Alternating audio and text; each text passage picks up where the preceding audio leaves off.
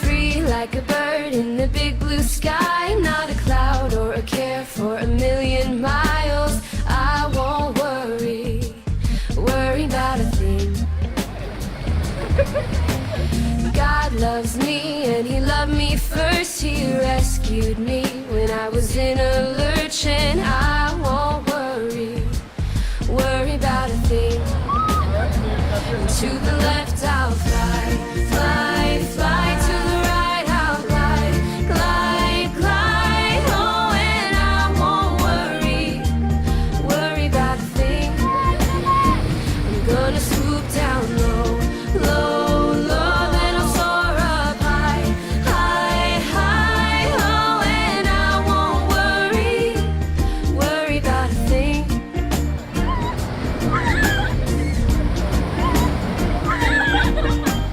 Free like a bird in the big blue sky, not a cloud or a care for a million miles. I won't worry about a thing. God loves me and He loved me first. He rescued me when I was in a lurch, and I won't worry about a thing. To the left I'll fly, fly, fly. To the right I'll glide, glide, glide. Oh, and I won't worry about a thing. I'm gonna swoop down low, low, low. Then I'll soar up high, high, high. Oh, and I won't worry about a thing.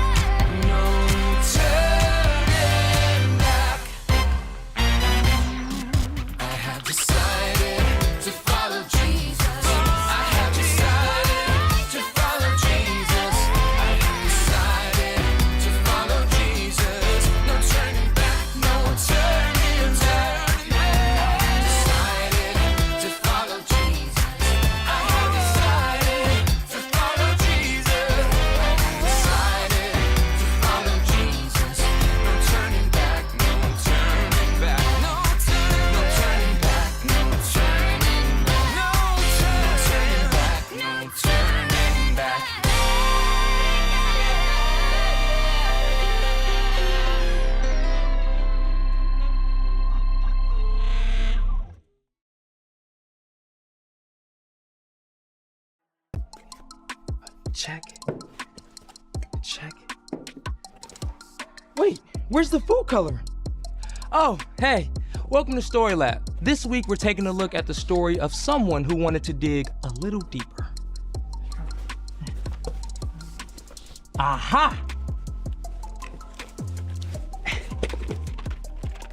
Food coloring. Whew! Food coloring and Story Lab were like PB&J.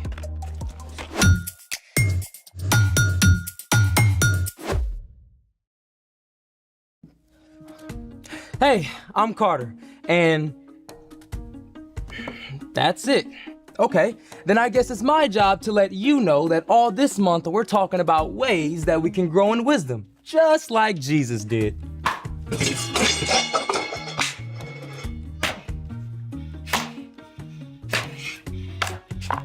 And I'm Zeke. Little late, superhero.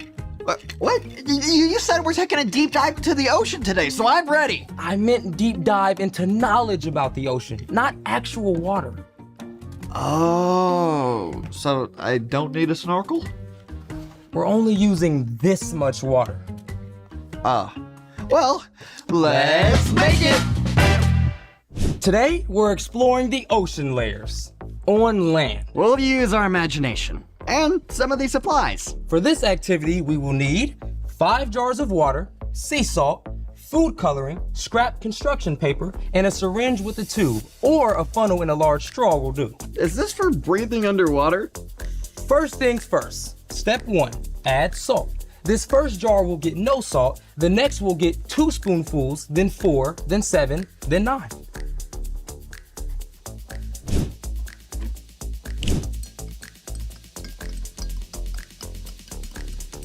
And 4. Now we move on to the next.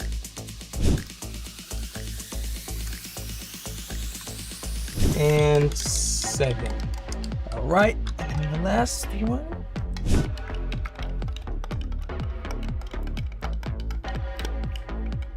And 9. Oh, excuse me, Zeke.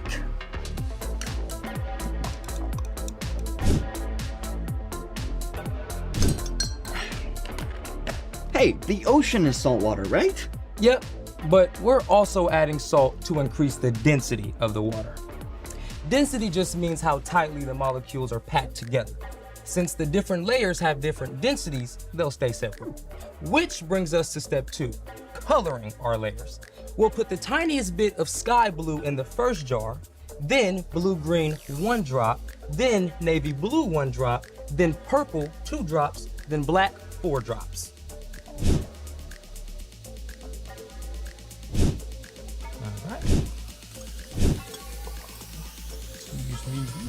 So I'm thinking the ocean layers go this way instead of that way.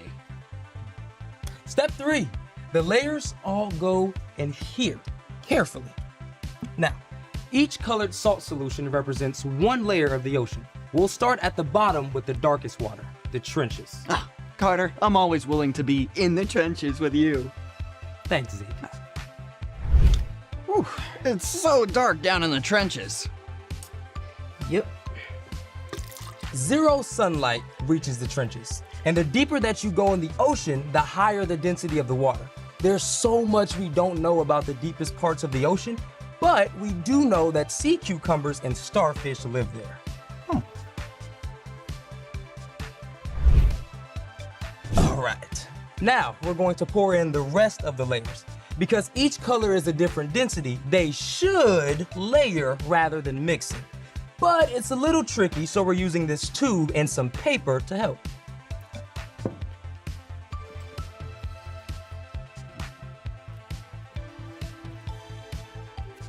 There. All right, next layer, the abyss. I feel like we're doing very delicate sea surgery. Peering into the depths of the abyss. This zone is where many types of squid and shrimp live.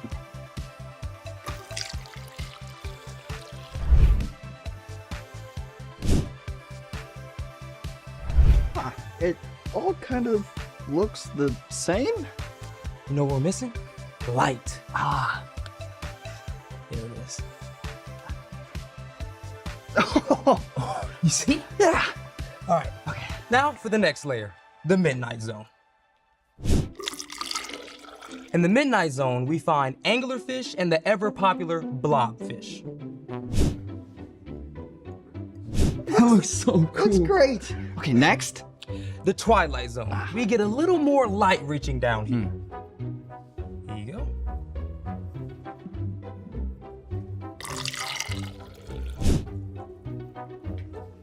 The Twilight Zone, home of jellyfish and octopuses, octopi, octopodes? All right. And finally, the sunlight zone, our lightest solution both in color and density. You ready? Yep. Sunlight. Almost done. Yep. In the sunlight zone, we find sea turtles, clownfish, flying fish, manatees, dolphins, tuna fish, blue whales, and so Much. more.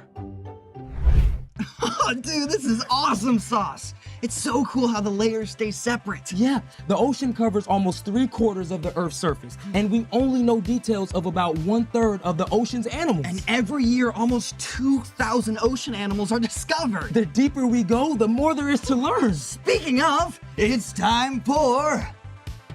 The story before the story. Today, we're in the 3rd book of the New Testament, Luke. God made a perfect world, but people turned away from God.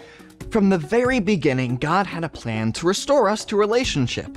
Even when the people turned away over and over again, God remained faithful. At the perfect time, God sent a rescuer in the form of a baby, God's very own son, Jesus. Even though he was God's son, Jesus was born to an ordinary family in an ordinary town. Which is where our story starts. Take it away. Hey everyone, I'm Brian. Jesus grew up in an everyday family in a small town. His family had traditions just like families today do special things each year to celebrate holidays. Every year, Jesus and his family would travel to Jerusalem to celebrate the Passover. During Passover, the Jewish people remembered how God delivered them from enslavement in Egypt. When Jesus was 12 years old, he journeyed to Jerusalem with his family, as usual. They probably spent the week with family and friends and very likely shared a special Passover meal together. At the end of the week, Jesus' family started the long trip home. But after the first day of travel, they discovered something. Jesus was nowhere to be found. You told him when we were leaving, right? Of course I did. Everybody knew. Mary and Joseph had probably assumed Jesus was with cousins or friends somewhere in the group of travelers. No one has seen him all day. Did we really leave him behind in Jerusalem?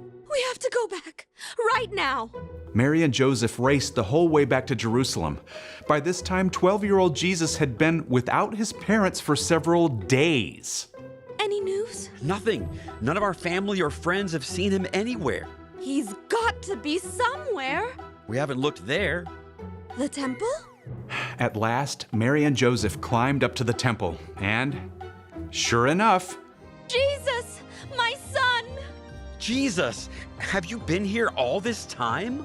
This young man has been asking us questions. Pretty impressive ideas, too. We're frankly amazed by what he understands.